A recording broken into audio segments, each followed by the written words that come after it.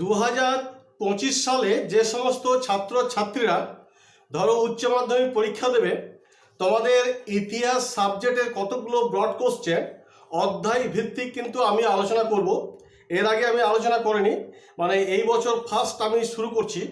যে সমস্ত ব্রড কোশ্চেনগুলি প্রত্যেকটা অধ্যায় থেকে ভেরি ভেরি ইম্পর্টেন্ট, সেই সমস্ত কোশ্চেনগুলি কিন্তু আমি আলোচনা করব। তোমরা যারা 2025 সালে উচ্চ মাধ্যমিক দেবে এবং যাদের সাবজেক্ট ইতিহাস আছে, তাদের পক্ষে কিন্তু এই ভিডিওটি খুবই গুরুত্বপূর্ণ। অতএব তোমরা ভিডিওটি প্রথম থেকে শেষ পর্যন্ত দেখো, এবং যদি ভালো লেগে থাকে তাহলে অবশ্যই কিন্তু একটা সাবস্ক্রাইব এবং লাইক করে দিও, আর পাশে থাকা বেল আইকনটি প্রেস করতে একেবারেই ভুলো না। কারণ এই যে আমি ইতিহাসে তোমাদের প্রত্যেকটা অধ্যায় ভিত্তিক যে সমস্ত কোশ্চেনগুলো 2025 সালে ভেরি ভেরি ইম্পর্টেন্ট, সেইগুলো নিয়ে আলোচনা করব। সেই ভিডিওগুলি যাতে তোমাদের সামনে অতি সহজে পৌঁছে যায়, সেই জন্য পাশে থাকা বেল আইকনটিকে প্রেস করতে একেবারেই ভুলবে না।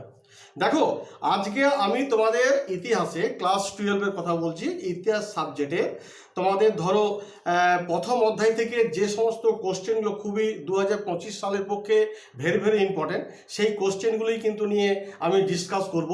তবে সব কোশ্চেনগুলো তো নিয়ে আজ তো ডিসকাস করা যাবে না, আমি এটাকে পার্ট করে ভাগ করে তোমাদের ভিডিও করে জানিয়ে দেবো।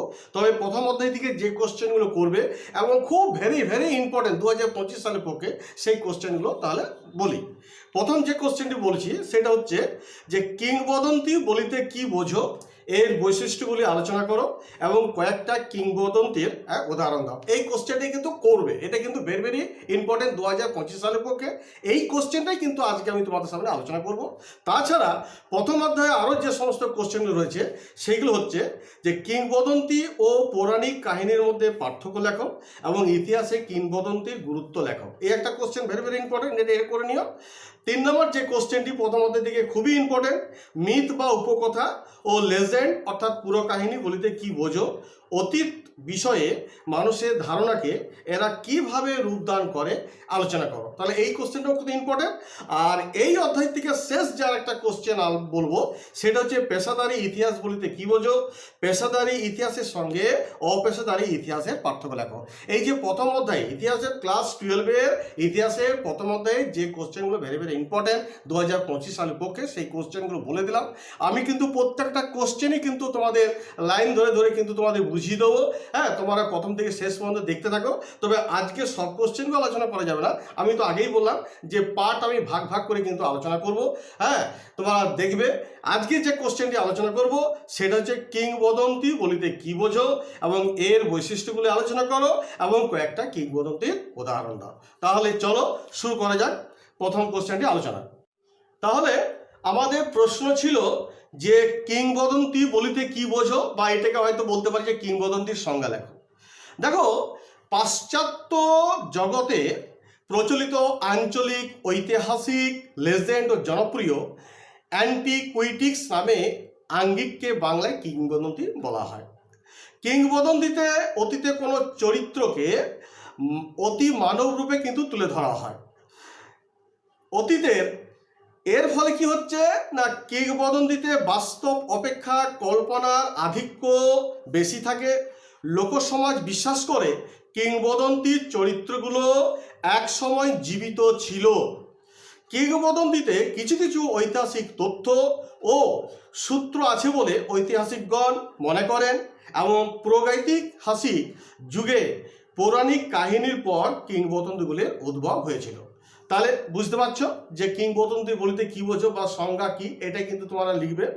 এবার ধরো এই কিংবদন্তির যে বৈশিষ্ট্যগুলো আছে সেইগুলো কিন্তু তোমাদের আলোচনা করবো একটু পয়েন্ট ধরে। মোটামুটি ধরে নাও 4টি পয়েন্ট তোমাদের লিখতে হবে, লিখলে মোট যথেষ্ট। কারণ এগুলো তো 8 নম্বরের কোশ্চেন। কিংবদন্তি বলিতে কি বোঝো, এর বৈশিষ্ট্য লেখো 4 নম্বর থাকে, আর এখানে উদাহরণ দাও, এখানে হয়তো 4 নম্বর থাকে।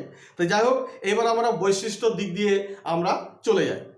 কিংবদন্তির বৈশিষ্ট্য দেখো, যে এই কিংবদন্তির বৈশিষ্ট্য হচ্ছে প্রথমে যেটা আমরা বলবো সেটা হচ্ছে, যে পয়েন্টটা দেবো সেটা হচ্ছে বিস্ময় ও কল্পনা। এটা সম্বন্ধে আবার কি বলবো না, কিংবদন্তির প্রধান বৈশিষ্ট্য হলো বিস্ময় ও কল্পনা আধিক্য। প্রাথমিক অবস্থাতে কিংবদন্তিতে ঐতিহাসিক ঘটনার সূত্র নিহিত থাকে, কিন্তু ঘটনার বিস্তারের সঙ্গে সঙ্গে কল্পনা ও বিস্ময়ের পরিমাণ বৃদ্ধি পায়। প্রকৃত ঐতিহাসিক তথ্যগুলি লোপ পায়, এই জন্য কিংবদন্তিকে ঐতিহাসিক অপক্ষ ফসল বলা হয়। সেকেন্ড যে আমি পয়েন্টটা তোমাদের বলবো যেটা বৈশিষ্ট্য হিসাবে, সেটা হচ্ছে অতিরঞ্জন। কিংবদন্তির অপর প্রধান বৈশিষ্ট্য হলো যে অতিরঞ্জন করার প্রবণতা। কিংবদন্তিতে অতীতে কোনো বিখ্যাত ব্যক্তির বাস্তব জীবনের সঙ্গে বিভিন্ন অতি মানবীয় ও অতিরঞ্জিত ঘটনা যোগ করে কিংবদন্তির চরিত্রগুলো নির্মাণ করা হয়। এই জন্য কিংবদন্তিতে ভিত্তিহীন বিভিন্ন ঘটনার অস্তিত্ব লক্ষ্য করা যায়। এটা হচ্ছে 2 নম্বর পয়েন্ট। এবার কিংবদন্তির 3 নম্বর যে আমরা বৈশিষ্ট্য বলবো সেটা হচ্ছে কেন্দ্রীয় চরিত্র।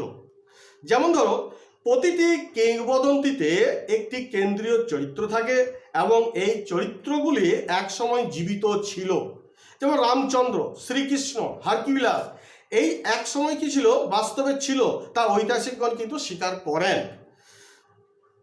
তবে তারা সাধারণ মানুষের থেকে বেশি ক্ষমতাবান, সাহসী এবং মানবদর্দী ছিলেন। এবং লাস্ট আরেকটা পয়েন্ট আমরা এই বৈশিষ্ট্য হিসেবে বলতে পারি, সেটা হচ্ছে বিষয়বস্তুর ভিন্নতা। যেমন ধরো, কিংবদন্তির কাহিনীর বিষয়বস্তু নানা রকমের হতে পারে। যেমন আধ্যাত্মিক ঘটনা, পরীদের কাহিনী, ভূত প্রেতের কাহিনী, প্রেম কাহিনী, সন্ন্যাসী ও ফকির ও দরবেশের কাহিনী, এমনকি কোনো ঐতিহাসিক কাহিনী বা চরিত্র কিংবদন্তির বিষয়বস্তু হতে পারে। এবার দেখো, এই যে একটা প্রশ্ন ছিল যে কয়েকটা কিংবদন্তির উদাহরণ দাও। যেমন আমরা এখানে উদাহরণ হিসেবে বলতে পারি রামচন্দ্র, তারপরে বলতে পারি শ্রীকৃষ্ণ, হারকিউলিস। এদের কথা বললে পরে মোটামুটি এদের সম্বন্ধে কিছু লিখতে হবে উদাহরণ যখন দেবে। যেমন রামচন্দ্রের কথা যদি আমরা বলি, যে প্রাচীন ভারতের অপর একটি জনপ্রিয় কিংবদন্তি চরিত্র হচ্ছে রামচন্দ্র। মহাকবি বাল্মীকি রামায়ণ মহাকাব্যে রামচন্দ্রের চরিত্রটি উল্লেখ আছে। রামচন্দ্র অযোধ্যা রাজা দশরথের পুত্র ছিলেন। পিতৃসত্য রক্ষার জন্য তিনি পত্নী সীতা সহ ভ্রাতা লক্ষ্মণকে নিয়ে 14 বছরের জন্য বনবাসে যাত্রা করেন এবং আর খড়, দূষণ, মারিচ প্রভৃতি রাক্ষসদের তিনি বধ করেন। এবং অবশেষে দেখা যায় যে রাক্ষসদের রাজা রাবণকেও তিনি বধ করেছিলেন সীতাকে উদ্ধার করার জন্য। এবং তারপর কি হয়, অযোধ্যার সিংহাসন তো তিনি কী করলেন না, এসে আবার বসলেন। তাহলে এই যে ঘটনা, এটা হচ্ছে তোমার কিংবদন্তির একটা রামচন্দ্রের একটা উদাহরণ স্বরূপে বলা যেতে পারে। এবার আমরা যদি শ্রীকৃষ্ণের যদি একটা উদাহরণ দিই, যে প্রাচীন ভারতের অন্যতম কিংবদন্তি চরিত্র হচ্ছে শ্রীকৃষ্ণ। মহাকবি ব্যাসদেবের মহাভারত মহাকাব্যে শ্রীকৃষ্ণের চরিত্রটি কিন্তু উল্লেখ আছে। শ্রীকৃষ্ণ কংসের কারাগারে জন্মগ্রহণ করেছিলেন এবং পরবর্তীকালে অত্যাচারী কংসকে বধ করে মথুরাবাসীকে রক্ষা করেন। তিনি নরকাসুরকে বধ করে গোপিনীদের উদ্ধার করেন এবং কুরুক্ষেত্রের যুদ্ধে অর্জুনের সারথী রূপে অর্জুনকে গীতার শ্লোক কিন্তু শোনান। আর আরেকটা তুমি যদি উদাহরণ দাও, যে কিংবদন্তির উদাহরণ দাও, তুমি এটাও দিতে পারো হারকিউলিস। যেমন ধরো, প্রাচীন গ্রিসের কিংবদন্তির চরিত্রগুলোর অন্যতম উদাহরণ হচ্ছে হারকিউলিস। তিনি ছিলেন উত্তর আফ্রিকার সুদক্ষ যোদ্ধা এবং রণনিপুণ সেনাপতি। গ্রিক কিংবদন্তি অনুসারে হারকিউলিস হলেন দেবতাদের রাজা জিউসের পুত্র। স্বর্গের হারকিউলিস হলেন দেবতাদের রাজা জিউসের পুত্র। স্বর্গের দেবী হেরা ঘুমন্ত শিশু হারকিউলিসকে হত্যা করার জন্য 2টি সাপকে পাঠিয়েছিলেন, কিন্তু হারকিউলিস ঘুম থেকে জেগে ওঠে সাপ দুটিকে কী করলেন, মেরে ফেললেন।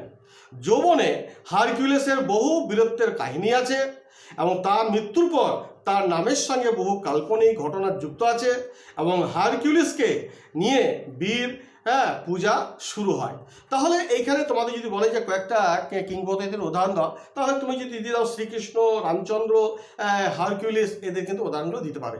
তাহলে বোঝা গেল যে আজকে তোমাদের 2025 সালের যে কোশ্চেনটি তোমাদের ভেরি ভেরি ইম্পর্ট্যান্ট ইতিহাসের, সেটা হচ্ছে কিংবদন্তির সংজ্ঞা দাও বা বলিতে কি বোঝো, এর বৈশিষ্ট্যগুলি আলোচনা করো এবং কয়েকটা কিংবদন্তির উদাহরণ দাও, এটা আমি আলোচনা করলাম। এবার পরবর্তী ক্ষেত্রে আমি তোমাদের যে কোশ্চেনটি নিয়ে আলোচনা করব পরবর্তী ভিডিওটি, সেটা হচ্ছে যে কিংবদন্তি এবং পৌরাণিক কাহিনীর মধ্যে পার্থক্য লেখো এবং ইতিহাসে কিংবদন্তির গুরুত্ব লেখো। এই কোশ্চেনটি কিন্তু তোমাদের আলোচনা করব। আজকে আর বেশি আলোচনা করছি না, কারণ ভিডিওটা অনেক বড় হয়ে যাবে বলে পরবর্তী ক্ষেত্রে এই সেকেন্ড কোশ্চেন আলোচনা করব।